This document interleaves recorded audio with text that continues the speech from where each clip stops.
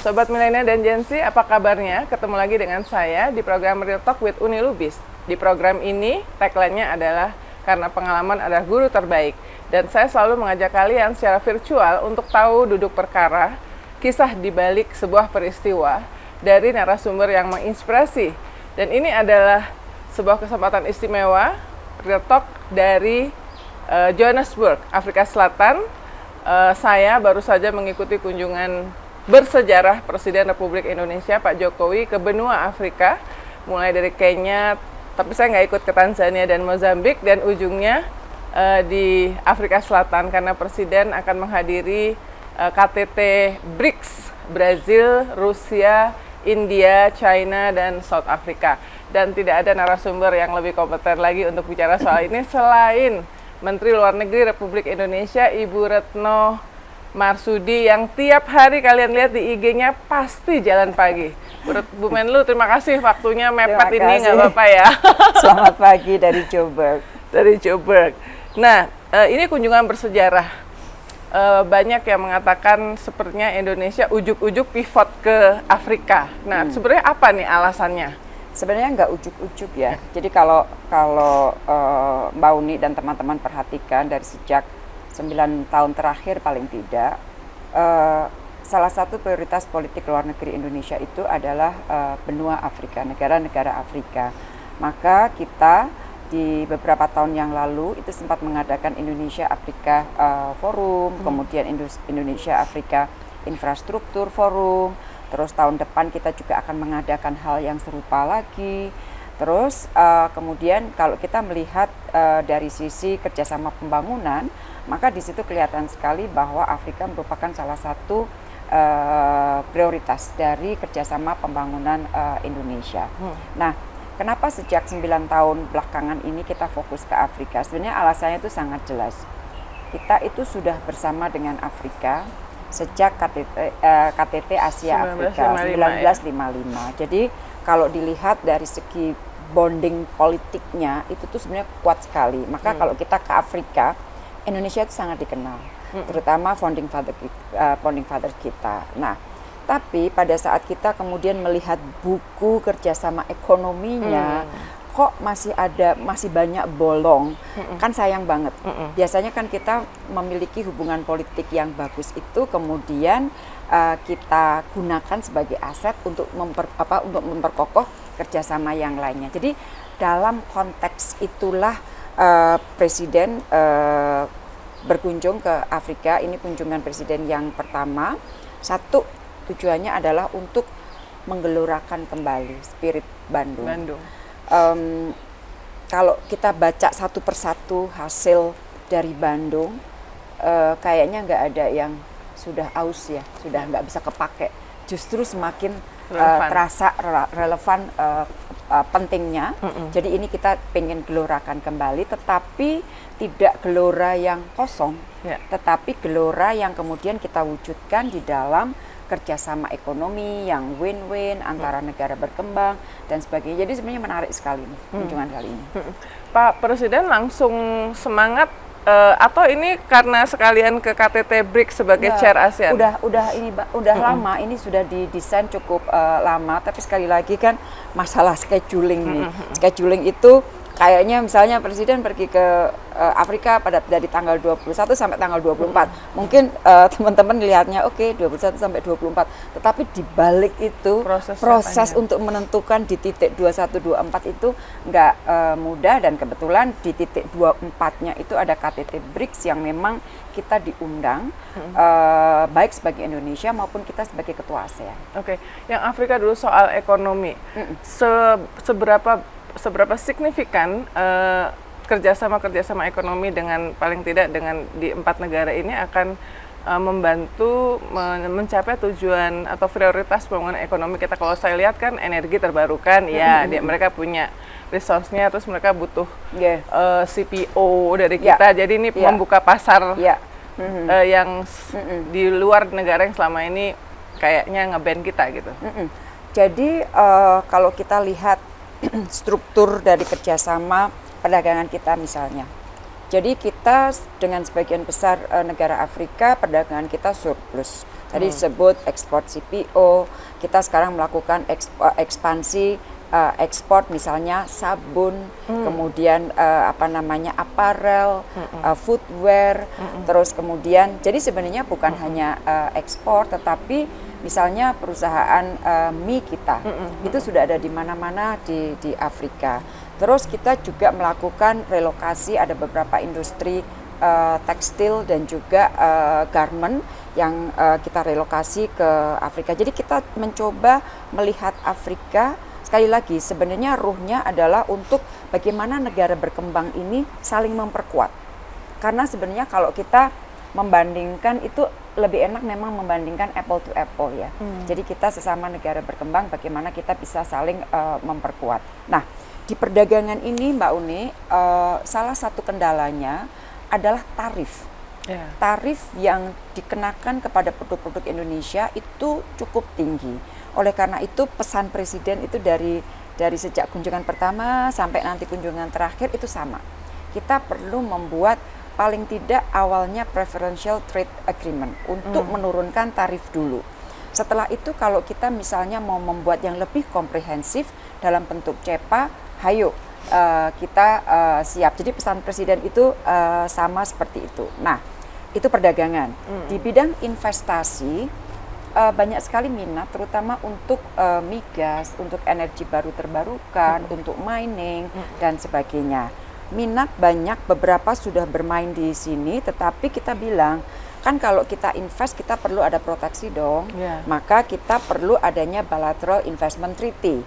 Maka pesan Presiden sama, yuk kita bikin BIT. Dan di beberapa negara bahkan misalnya kayak di Kenya, kedua presiden sepakat untuk cepat negosiasi, mudah-mudahan dalam 3 bulan ke depan kita sudah punya BIT dan juga PTA, karena sebenarnya template-nya sudah ada semua. Tinggal komitmen politiknya saja. Kalau soal visa, bebas visa sama Kenya juga kita akan bebas ya? Kenya mengannounce. Jadi unilateral di presidennya pidato ya. Unilaterally Kenya mengatakan semua warga negara Indonesia yang berkunjung ke Kenya akan diberikan bebas visa. Nah, di sisi kita saat ini posisinya waktu pandemi kan semua dihentikan. Terus kemudian kita mau review. Review pertama yang kita lakukan, kita bebaskan dulu yang negara-negara ASEAN. Kemudian kita mereview satu persatu dengan pertimbangan antara lain dari sisi kemanfaatan ekonomi, resiprositas, dari sisi pertimbangan keamanan dan lain-lain. Dan Presiden sudah menugaskan para menteri terkait untuk melakukan kajian dalam mana nanti yang akan diberikan dan sebagainya dalam waktu 1-2 bulan ini. Nah, sekarang break nih ya. Jadi ini jadi perhatian dan pemberitaan di dunia juga, apalagi tentu yang banyak diberitakan Rusia tidak hadir secara langsung, virtual. Tetapi mungkin dari Indonesia sendiri, apa kepentingan Indonesia dan Presiden Indonesia untuk hadir di KTT BRICS ini? Satu, tentunya kita menghormati undangannya, karena juga kita memiliki tanggung jawab sebagai Ketua ASEAN diundang, kita hadir. Yang kedua, kan prinsip Indonesia itu adalah kalau kita mau kerjasama dengan siapapun, ayo Terus kemudian yang ketiga, memang BRICS ini oleh banyak pihak dilihat sebagai representasi dari kelompok negara berkembang. Global South ya? Global South. Nah, jadi against North South, Global North. Kalau pendekatan Indonesia, kita tidak mau against. Kita tidak mau against karena saya ingat apa yang disampaikan Pak Jokowi saat peringatan Hari Pancasila kalau tidak salah. Dia itu mengatakan Indonesia is Indonesia. Kita ini tidak bisa didikte oleh siapapun. Kita nggak bisa didikte oleh negara manapun. Tapi kita terbuka untuk kerjasama dan kita berkomitmen untuk berkontribusi. Jadi saya kira apa yang disampaikan oleh Pak Jokowi itu exactly merepresentasikan politik luar negeri Indonesia. Kita bermain dengan semua, tapi kita nggak bisa didikte loh. Jadi yang non-bloknya itu tetap ya? Iya. Non-blok bukan berarti netral ya. Jadi kita nggak mau didikte, tapi kita juga nggak mau against gitu. Buat apa sih? Sudah cukup lah yang against itu. Nah, makanya kita datang ke sini itu sebenarnya membawa pesan begini. Satu, all of us, semua dari kita memiliki tanggung jawab untuk menghormati hukum internasional. Karena kalau tidak terjadi, ya chaos aja dunia ini. Jadi itu pesan pertama Presiden. Regardless itu negara besar, negara kecil, negara maju, negara berkembang, setiap dari kita memiliki kewajiban untuk menghormati hukum internasional. Satu itu. Yang kedua, spirit kerjasama yang win-win. Jadi kalau kita kerjasama, ayo kita win-win, dan sekali lagi kita Global South, kita harus bangkit juga, saling membantu. Jadi kurang lebih message Bapak Presiden nanti akan begitu. Oke. Nah, tapi BRICS ini kan isu utamanya yang KTT yang sekarang di Joburg ini adalah enlarge expansion ya. Jadi meskipun saya juga baca dengan teliti bahwa ada negara-negara yang sudah menyatakan minat, disebut Indonesia hadir tapi tidak dalam konteks menyatakan minat. Nah, sebetulnya Indonesia itu apakah punya inklinasi? Jadi sekali lagi kita hadir di sini karena kita diundang. Ya, jadi kita sebagai tamu dari BRICS. Dan bukannya GR sih, tapi kita tamu cukup penting dong, membawa Indonesianya itu heavy banget gitu. Nah, banyak negara, saya tidak tahu, saya tidak bisa memastikan berapa, tetapi banyak karena informasinya ada beberapa angka yang saling berbeda.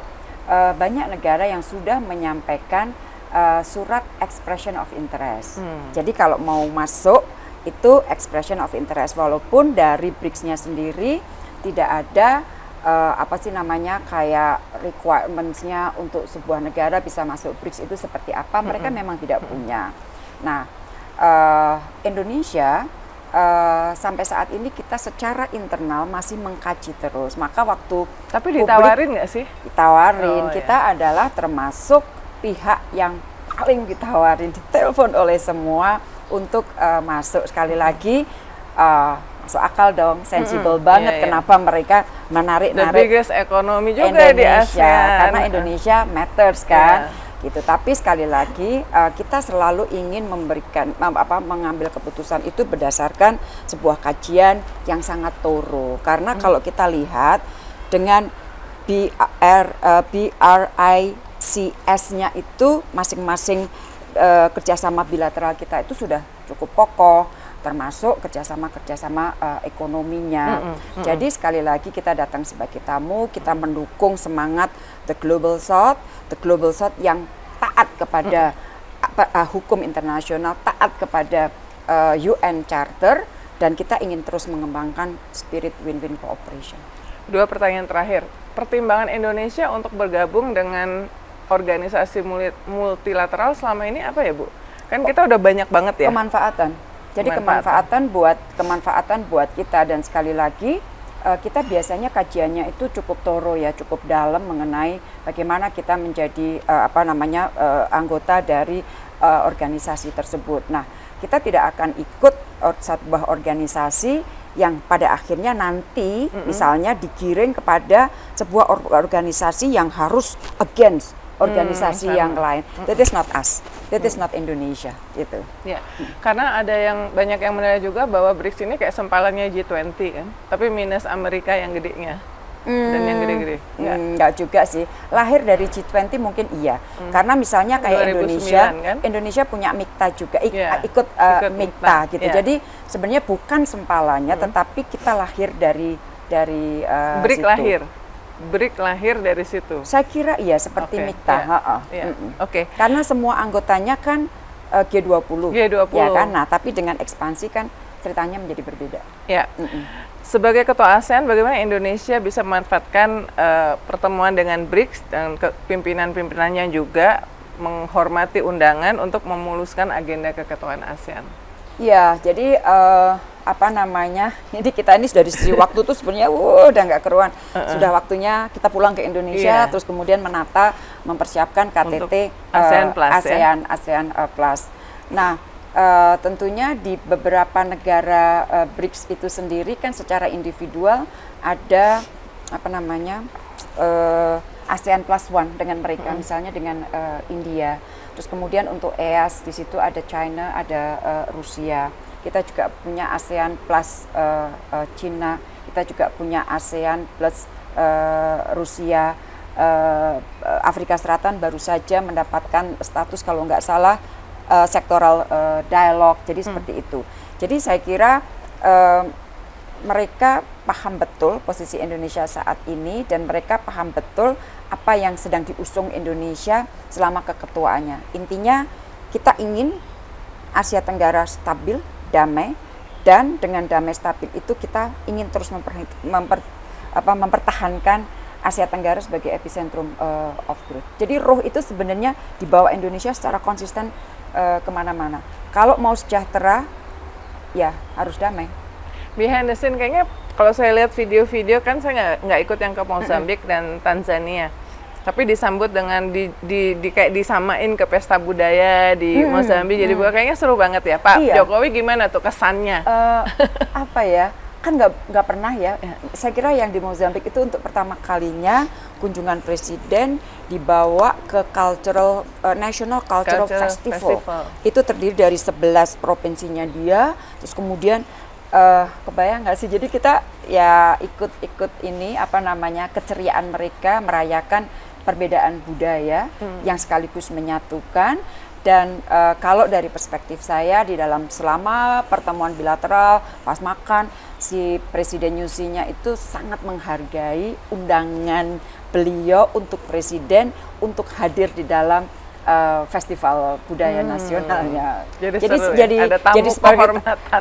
Jadi kayak ada lem perekat baru nih melalui kehadiran presiden di pesta budayanya mereka. Oke, terima kasih Bu Menlu.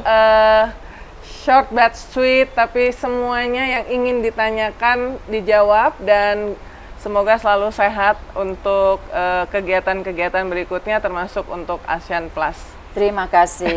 Makasih Mbak Uni. Terima kasih. Sampai ketemu di Real Talk with Uni Lubis berikutnya. Stay tune.